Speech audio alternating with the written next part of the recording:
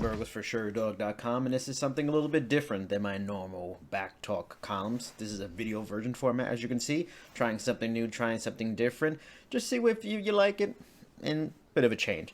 Now, before I get to some back talk, I have to go to my metaphorical soapbox and pulpit on topics. For the first thing being a little conversation on UFC 249. Now, UFC 249, there's a lot of things going on. We all know what the situation is. The UFC is trying to push through the event and make it happen. And really, all I can really say to that is, what are we doing here? I will give you some numbers. As of this recording run on April 3rd, 261,438. Those are only U.S. coronavirus cases. The world number is now over 1 million. Here's another number, 6,699. Those are the U.S. coronavirus-related deaths. You know, I come to you now from New York City, the epicenter of the American pandemic. In short, it's sort of scary here. But aside from what is going on here, what we know about this thing changes every week to every day. A couple of weeks ago, it's something that just affects old elderly, folks with pre-existing conditions and the such. Well, guess what? That's not the whole story anymore. It can affect and kill folks of any age. A couple of weeks ago, it was about, wash those hands, don't touch your face, you should be good. Guess what? A couple of weeks later, not the story anymore. Local, state, even federal suggestions are starting to be about maybe wearing face masks for all purposes when you're out in the public. And now new reports are coming out about asymptomatic people with zero symptoms, that something as simple as just breathing and with around someone else that doesn't have the virus can make them get the virus. It's becoming that. Breathing now, people, breathing is as big of an issue as anything when it comes to social distancing in public. Where there's where was a lot of face touching, breathing on, sweating on, bleeding on your coworker or your fellow citizen? MMA. Don't get me wrong. I miss this sport as a fan and as a media member. When KSW, Aris FC, Combate Americas, Bellator, LFA, Risen, One Championship, and even the ballsy Cage Warriors have canceled or postponed events, then the message is clear. Shut the damn thing down. I get the fear of jobs and money. Both my two jobs are on some level of shaky ground, just because that's the nature of the economy. And that's the nature of the economy coming up in the next bunch of months. But I also know what makes sense more than just me. By putting on UFC 249, it just doesn't make much sense. Do I want to see the card? Of course. I want to see these fighters perform. They're the best in the world, and I love this sport. And this is aside from the fact that most fans don't really want to see something switched in place of Nurmagomedov and Ferguson. We all still want to see that. More reason to just postpone it so we can all get what we want. Maybe the fight of the century. This is the absolute worst time to thumb your nose at a global strategy. The UFC is a sports powerhouse, a social influencer. They need to be a part of leading the way and not being the spite sport, a spite store of sorts for the MMA industry and the sports world in general. We will always find ways to be entertained. We don't need necessarily a UFC event right now this week in America when we're in social distancing protocols to the end of the month. Hell, we don't even necessarily need WrestleMania for that matter. That should probably be postponed too. To try and entertain when the World Health Organization and the CDC are suggesting something different. UFC 249, I totally want you. We all do. Just not right now. Now, moving on from that, let's talk about the ridiculous hate Khabib Nurmagomedov is getting for pulling out of his UFC 249 fight, the aforementioned fight with Tony Ferguson for the title fight. We all want it. We're all waiting for it. We're all excited for it. As a good friend and colleague of mine, and Anthony Walker would say, you can get all the way the F out of here with that nonsense. Especially the various banter about him being stripped of the title. Are we serious? Are we seriously talking about stripping Habib of the title for this? This is not John Jones and his continued legal issues outside of the cage. You can't equate these kind of things. Oh, we're talking about John Jones getting stripped last week. We're going to go with Habib getting stripped for this kind of different thing this week. Do I need to say the numbers again on why Khabib's decision to not participate in the event is not wrong? Seriously, do I need to say the numbers again? No, I'm not going to say the numbers again. Everyone knows how bad it is out there. If you want to get mad at him for being in Russia and not staying in the States, you really can't do that either. He's gone on the record of late saying that he was told the fight wasn't going to happen in the U.S., probably the Middle East. He went to the Middle East, tried to get into Dubai, and guess what? That was shut down. You know why? Because of this whole global pandemic thing we're going through. I get that people are upset, frustrated, maybe even scared, but getting mad at a professional athlete for purposely doing something that all of us at this moment are doing, it's ridiculous. It's out of control. And he's passing up a large sum of money to do this too. So it's something we're all going through. It should be a message to get your life in order if you're one of those people complaining about him not competing in this fight and pulling out of it. Because one, you need to life evaluation yourself if sports is your priority right now. And two, because we will get on the other side of this. And the fights will be there when it's time. So pump the brakes. Because it's going to happen. Hate on coronavirus. Not athletes doing what we're all doing right now. With all that said, let's get to the question. All right, now, first question this week comes from KO Kenride 24. He comes from the Sherdog, the outstanding Sherdog forums, the stalwart Sherdog forums that have existed, it seems, as long as the sport of MMA has existed. He asked the question is Dominick Cruz unofficially done? Now, if you follow recent stories and reporting in the last week or so, we all know he's not. I mean, he's saying that he is going to come back, or at least that's what he's planning. And that's the question. He's always, for the last 11 years, for the most part, planned to return and keep fighting and be active, but it's not necessarily the case all the time. Now, he recently told MMA Fighting, if you're Sean Shelby and you're going to have me fight a bunch of times before, okay, then I'll do it.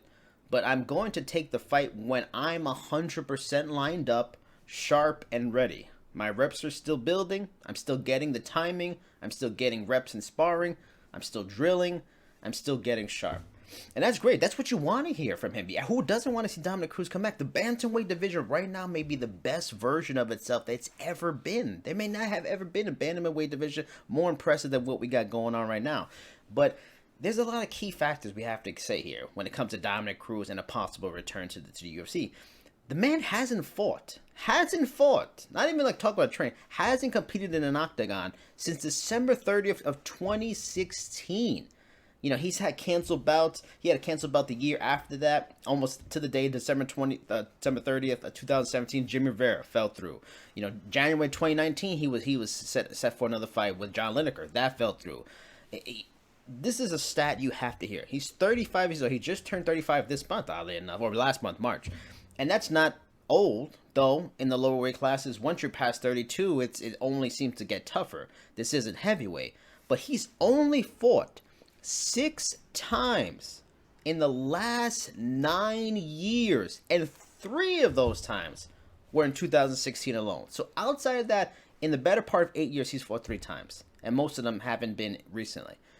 So yeah, I think he's definitely not done, but being not done and actually getting into the octagon are very different things. I hope he gets in the octagon. I talked about in my column last week. If I had a time machine, I want him and Frankie Edgar to fight in their prime. But if they can make it happen now, who wouldn't want to see it? That'd be a classic even now at their age, because they're still that good. I want to see him come back. I want to see him possibly fight Peter Yan like he's been talking about that he wanted to do. Let's see. Uriah Faber couldn't pass the test. Maybe Dominick Cruz can pass the test at an advanced age.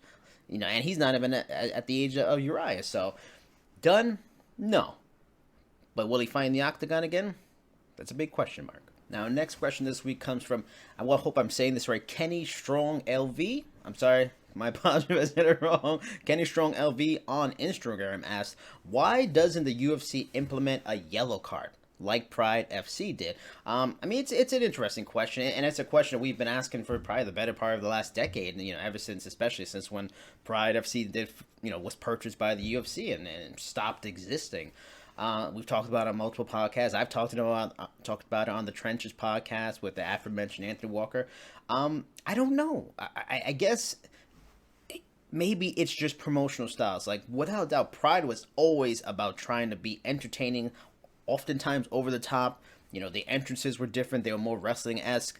The fighters in their rings were different. Hell, they had people in lucha libre masks fighting matches. They had all kinds of crazy stuff. They had open weight fights, you know, so they were more about entertainment. They want to give wild fighting and exciting fighting. So a yellow card made a lot of sense. You know, you want to get the most of what you're getting paid for, maybe foregoing the best possible sporting action. Now, the UFC is a little different. UFC is more about the sport of it.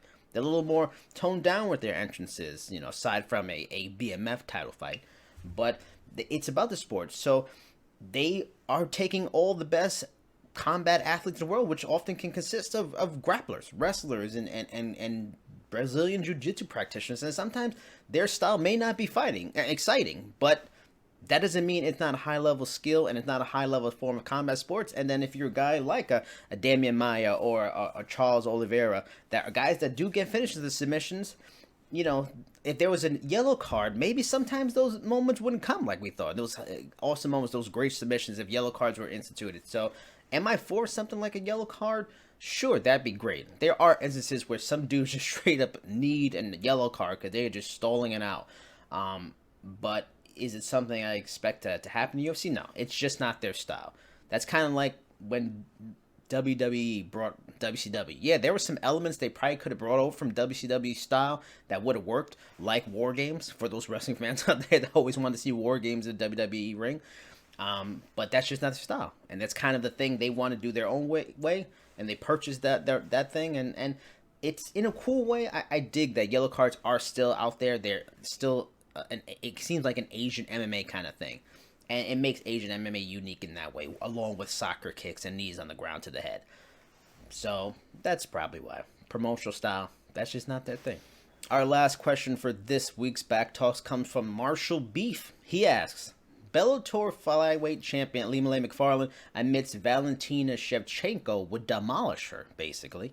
How pathetic is putting that out there as one of Bellator's most hyped champions? Not a great look for Bellator, is it? Or am I overreacting? Mr. Beef, sir, yes, you're overreacting. Now, she has said this in a couple different interviews. She talked with Ara Hawani last year. She recently talked to the A-side folks on MMA Fighting recently, where she said this, and she's pretty much said the same thing. And she even said in the recent interview, she always says the same thing, because people always ask now. She's the top female flyweight in Bellator. Valentina's the top female flyweight in the UFC, the best flyweight in general in the world, in terms of female fighters. So, you know, those conversation always comes up when you have the two best. Just like I'm sure Kamaru Usman and Douglas Lima are getting comments and questions about their fighting each other from their different brands and stuff like that. So, and she always said the same thing. 9 out of 10 times, yeah, Valentina would beat her. And I don't see that as Lima being wimpy or scared or anything like that. She's honest, and as a person that's interviewed her multiple times, that's what makes Ilima-Lei MacFarlane awesome. She's honest. She's gonna give you a real answer. She's not gonna sugarcoat it. She's not gonna bullshit, and that doesn't take anything away from the effort she does in training and what she does in the cage as becoming one of the best female flyweight fighters on the planet, which she is. She's definitely the best Bellator, and she was in the UFC. She'd definitely be probably fighting for a title, because the UFC flyweight division isn't super strong as, so she'd probably be fighting for a title there too. And I respect that honesty. And she even says in her comments, both of them, on Hawani's show and MMA Fighting, all you need is that one chance. And she still thinks she has that one chance. And she said Valentina she felt was beatable, and if they fought, she felt maybe she could do it. But there's nothing wrong with saying Valentina Shevchenko is maybe better than me. She probably is. She's one of the best strikers any gender on the whole planet. So saying that isn't a shame. But saying I could never beat her, she would always beat me, is a different thing. And she's not saying that. She's saying that she probably have a chance. And if she got that chance at the right moment, anything's possible. And that's the magic and the majesty of what MMA is. Bisping Rockhold, Matt Serra, George St. Pierre, Chris Weidman, Anderson Silva. All of those fights, people would have said, no chance. They're not going to beat these great fighters, these legendary fighters. And it happens. And that's what makes this sport so amazing. And if Ilima-Lei MacFarlane beat Valentina Shevchenko, that's not a puncher's chance kind of thing. She's a great fighter. So it's a really good fighter being another really good fighter. Those things happen all the time. Overreacting, Mr. Beef, big time.